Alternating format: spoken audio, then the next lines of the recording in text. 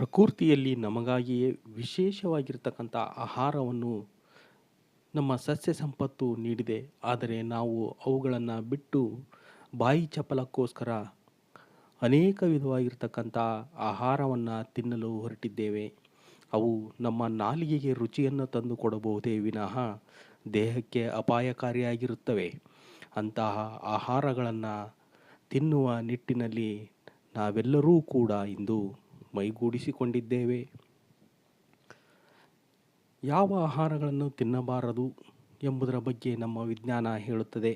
ಮೈದಾ ಹಿಟ್ಟು ನಮ್ಮ ದೇಹಕ್ಕೆ ಅತ್ಯಂತ ಅಪಾಯಕಾರಿ. ಇದನ್ನು ತಿನ್ನುವುದರಿಂದ ನಮ್ಮ ರಕ್ತನಾಳಗಳು ಅವುಗಳಲ್ಲಿ ಕೆಟ್ಟ ಕೊಲೆಸ್ಟ್ರಾಲ್ ಎಂಬುದು ತುಂಬಿಕೊಂಡು ಅನೇಕ ರೀತಿಯ ಕಾಯಿಲೆಗಳನ್ನು ತಂದೊಡ್ಡುತ್ತದೆ.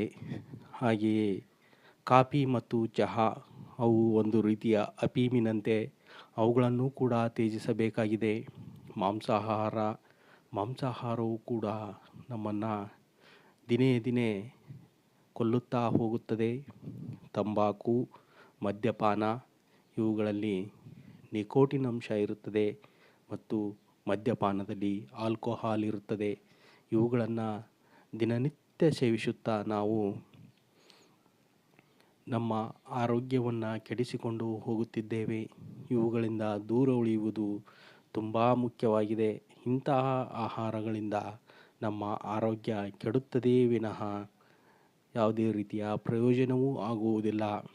ಈ ಆಹಾರಗಳನ್ನು ಯಾಕೆ ಸೇವಿಸಬಾರದು ಮತ್ತು ಇವುಗಳಿಂದ ನಮ್ಮ ದೇಹಕ್ಕೆ ಹೇಗೆ ಹಾನಿಯಾಗುತ್ತದೆ ಎಂಬುದನ್ನು ಮುಂದಿನ ವಿಡಿಯೋದಲ್ಲಿ ಸಂಪೂರ್ಣವಾಗಿ ತಿಳಿಸಿಕೊಡಲಿದ್ದೇನೆ. ನಮ್ಮ ಚಾನಲ್ ಸಬ್ಸ್ಕ್ರೈಬ್ ಮಾಡಿ.